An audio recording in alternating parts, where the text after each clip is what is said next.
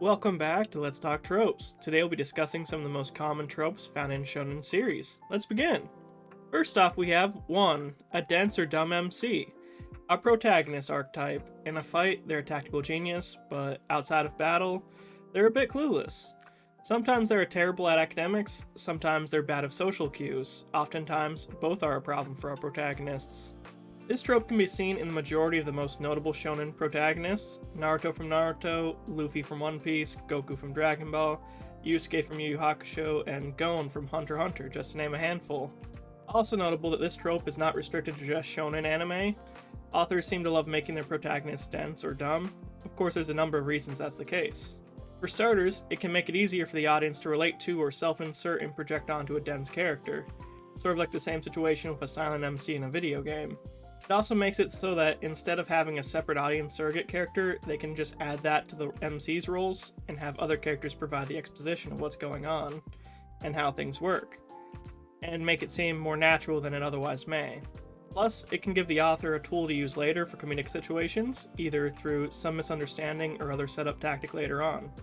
When this trope comes up in other genres, such as rom-coms, it's usually as an easy way to stretch out the romance plots so they last longer. 2. Training arcs. What's a shonen series without a training arc? From isolated temples to grueling solo journeys, these arcs throw the protagonist through a gauntlet to showcase the protagonist's hard work and dedication to mastering their skills for the battles ahead.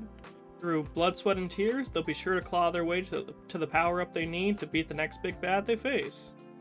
These arcs usually immediately precede an arc where they'll have to put their newfound skills to the test. Sometimes their training arc will even be interrupted and they'll have to actually use their new skills before they've even finished mastering them. There's also a chance for the training arc to happen off screen.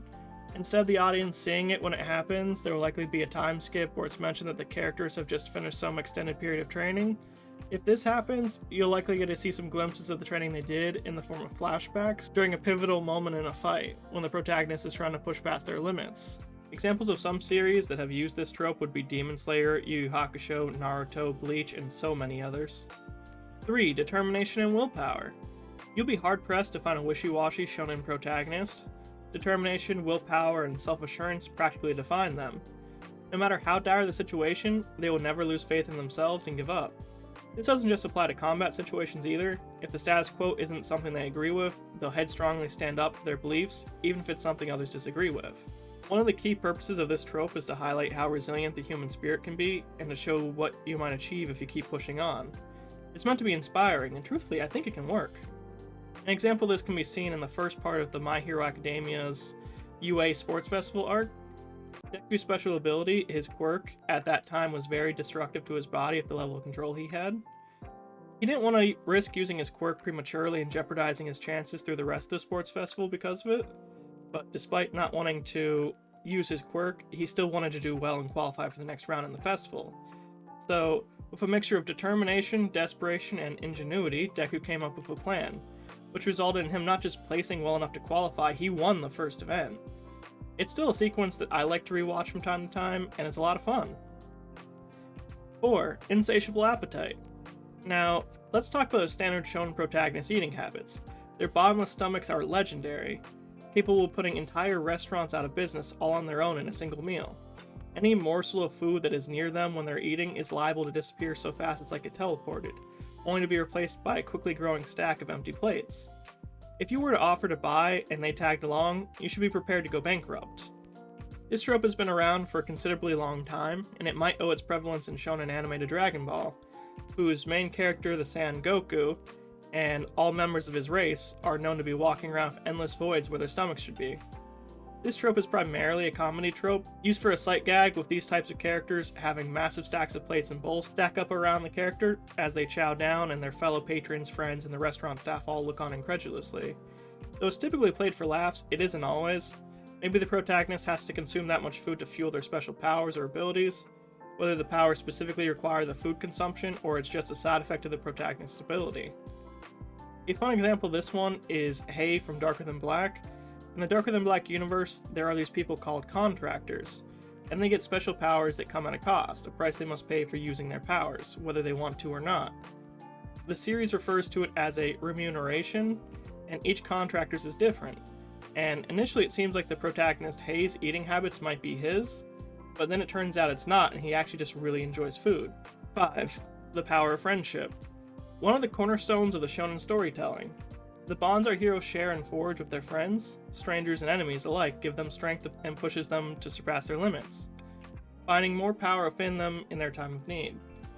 When played straight, the protagonist's bonds of friendship will keep them standing against all odds, no matter how many times they get knocked down. Maybe they'll even unlock a new ability at a pivotal moment, as thoughts about how their friends are relying on them go through their head. This trope is very rarely subverted when it's present, so whenever it is, it usually has a dramatic effect on the audience. Examples of this trope can be found in Fairy Tail or Yu-Gi-Oh! 6. Signature move or catchphrase. Whether it's a flashy move or a memorable catchphrase, it acts as a sort of signature for the character. You better believe it! In most shonen anime and manga, the characters will typically have a distinctive technique or action that's used by them during battles or key moments. This move will often become closely associated with the character's identity or development throughout the series. And this trope can definitely be used to build some hype during a tense battle scene, when it seems like all might be lost, and then you just suddenly hear the protagonist start uttering the first parts of his signature move while charging up their attack. Some of the most famous examples are Goku's Kamehameha from Dragon Ball, Yusuke's Spirit Gun from Yu Yu Hakusho, Naruto Shaolin Clone Jutsu or Rasengan in Naruto, or Ichigo's Getsuga Tensho from Bleach. 7. Wise and potentially perverted mentor. The mentor, a helpful guide on our hero's path. Wise, experienced, and sometimes a bit eccentric or perverted, the mentor imparts invaluable lessons and training, shaping our protagonist. Sometimes the protagonist has a whole ensemble of mentors, oftentimes they'll just have one or two. If the protagonist has one or multiple signature moves, there's a good chance that they learned at least one of those from their mentor. If the mentor is of the perverted variety, it'll likely be played for laughs or to obscure a deeper part of their character. An example of the regular version is Genkai from Yu Yu Hakusho, and two famous perverted mentors would be Master Roshi from Dragon Ball and Jiraiya from Naruto. 8. Clear ambitious goal or dream. What drives our protagonist? Oftentimes it's a lofty goal or dream, and this ambition fuels their every action and propels them through their journey. Much like how shonen protagonists always seem to be determined, they usually have a goal in mind, driving them forward. Maybe they want to become their village leader, earn their clan's respect, find some mythical treasure, or maybe they want knowledge or revenge. Whatever the reason, the shonen protagonist won't let anything get in the way of their goals. Naruto and One Piece are great examples of this. 9. Multiple forms, also known by "this isn't even my final form." Shonen series loved up the ante of multiple forms and power-ups. Whether granted to the protagonist through their genetics, or because of their connection to a demon, a god, or some other power, the protagonist and at least one major antagonist will have multiple forms or transformations. When the antagonist transforms, it shows they were previously holding back and that the fight is going to get even harder going forward, raising the stakes and the tension again. Similarly, our protagonist will also very rarely ever start the fight going full tilt in their final form. Sometimes there can be interesting twists that come with the form change, such as the character not being in full control of themselves when in it, or not being in control of themselves at all. The most notable example of this trope is Dragon Ball Z, where a large portion of our heroes have multiple forms, and just about every major antagonist does as well. It is also where our alternative title for this one comes from. The longer the series runs, the more forms its characters get. 10. One or more dead or absent parents. A classic setup in shonen anime, and just anime in general, the protagonist won't have any parents or family other than maybe a found family in the form of the other main characters. There's a lot of different ways the author can play this, but often the reason the author does this from a writing perspective is so that the parents aren't around as an authority figure to object to, or act as a roadblock that might stop the hero's journey. Oftentimes, their dead or absent parents are just hand-waved like they're both working overseas and just left me here alone, or a foregone part of the story that doesn't even get brought up by anyone or hold any relevance to the story at all. Other times, it's tied directly into the story, such as one of the main antagonist or some organization the protagonist has a run-in with being connected in some way with one or both the protagonist's parents, whether they're the culprit that killed them or were old friends or something. The trope can also be used as a motivator or driving force for the protagonist. In the instance that the protagonist does have a parent still, they'll typically either be absent or neglectful. This way they still won't have much, if any, impact on the events of the story. Of course, there's always the chance that they mysteriously disappear, But when that's the case, uncovering the mystery around that will be one of the primary focuses of the story, usually. This trope's widespread enough in anime as a whole that I don't think any examples are needed here. And together these 10 tropes are some of the most common tropes in shonen anime.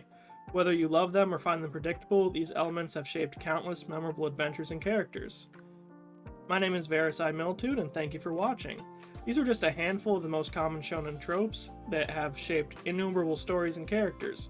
What are your thoughts on them? Do you have any that you particularly love or hate? Any that you're tired of seeing? Please share in the comments below. I'll admit, even though it doesn't typically ever affect the story, I'd prefer to see less of the insatiable appetite one. I get it's usually played for laughs, but it doesn't really need to be a staple. Thanks again for watching.